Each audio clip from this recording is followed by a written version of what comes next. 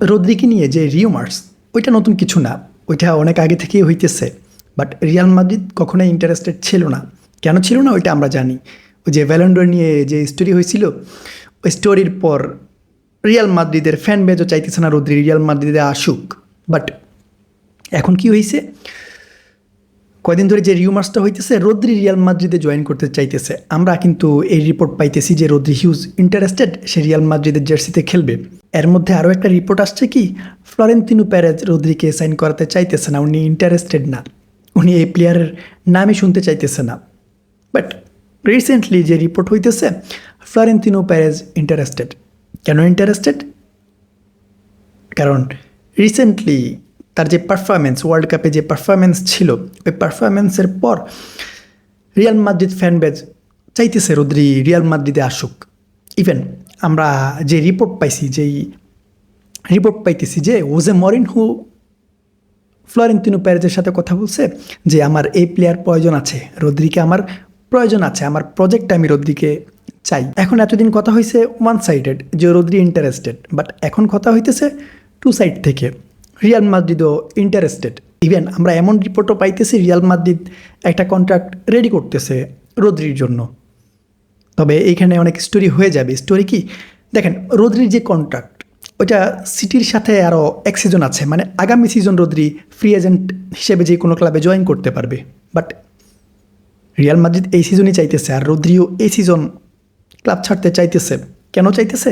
Rodri চায় না যে ম্যানচেস্টার সিটির লস হোক। যদি সে ফ্রিতে জয়েন করে বা ফ্রিতে অন্য কোনো ক্লাবে যায় তাহলে ম্যানচেস্টার সিটির লস হইতেছে। রদ্রি চাইতেছে না যে ম্যানচেস্টার সিটির লস হোক, আমি এই সিজনই ক্লাব ছেড়ে যাই, কিছু অ্যামাউন্ট ম্যানচেস্টার সিটি পাক। বাট এইখানে এই যে অ্যামাউন্টের ব্যাপারটা একটু খুব অন্যরকম বলতে রিয়াল মাদ্রিদের টার্গেট কি দেখেন, রিয়াল মাদ্রিদের টার্গেট হইতেছে আমরা 60 মিলিয়ন ইউরো পর্যন্ত রদ্রির জন্য ইনভেস্ট করতে অ্যাগ্রি আছি বা আমরা করতে পারবো। বাট ম্যানচেস্টার সিটির ডিমান্ড কি জানেন? ম্যানচেস্টার সিটির ডিমান্ড হইতেছে 100 million euro. But Real Madrid কিন্তু 100 মিলিয়ন বা 80 মিলিয়ন 70 মিলিয়নে যাবে না। এরা বলে দিছে আমরা 60 মিলিয়ন পর্যন্ত ইনভেস্ট করতে রাজি আছি।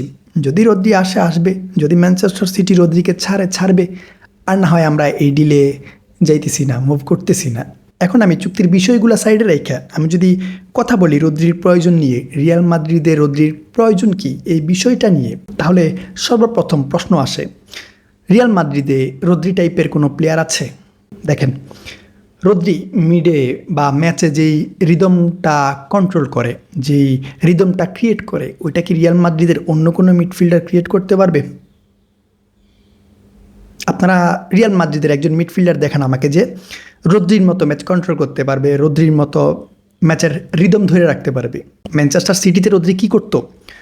সিটি যখন ইন পজিশনে খেলতো তখন সিটির প্রতিটা পাস, যে পাসগুলা মিড থেকে ডিস্ট্রিবিউট করতো, ওই পাসগুলা রদ্রির পা থেকেই কিন্তু যেত। On position, of position, build আপে সব কিছুতেই রদ্রির কন্ট্রিবিউট ছিল। ইভেন স্পেনের ম্যাচগুলো তো আমরা দেখে আসছি, টিম বিল্ড আপে রদ্রির যে ইম্প্যাক্ট ওইটা আমরা বিশ্বকাপে দেখে ফেলছি। সব থেকে ইম্পর্ট্যান্ট বিষয় কি জানেন?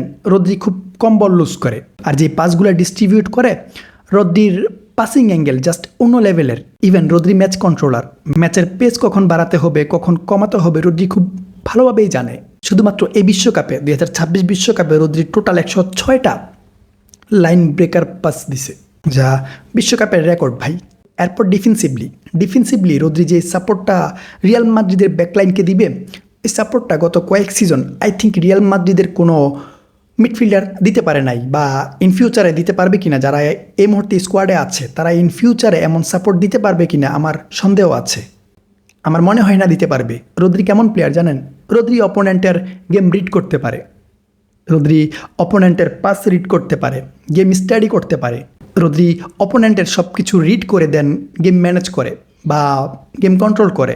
এরপর রদ্রির লিডারশিপ, ভাই এই লিডারশিপ মাদ্রিদের প্রয়োজন আছে। মাদ্রিদের টিমটাকে বিল্ড আপ করতে রদ্রির যে লিডারশিপ ওইটার প্রয়োজন আছে। আর এই লিডারশিপের কারণেই কিন্তু রদ্রি স্পেশাল। রদ্রি একটু অন্য টাইপের মিডফিল্ডার। আমরা স্পেনে দেখে আসছি রদ্রির লিডারশিপের কারণে স্পেন চ্যাম্পিয়ন হইতে পারছে। আপনারা সব কিছু ঘাটাঘাটি করে দেখেন, রদ্রি মোস্ট ইম্পর্ট্যান্ট একটা টিমের জন্য। রদ্রি টাইপের প্লেয়ার, রদ্রি মোস্ট ইম্পর্ট্যান্ট।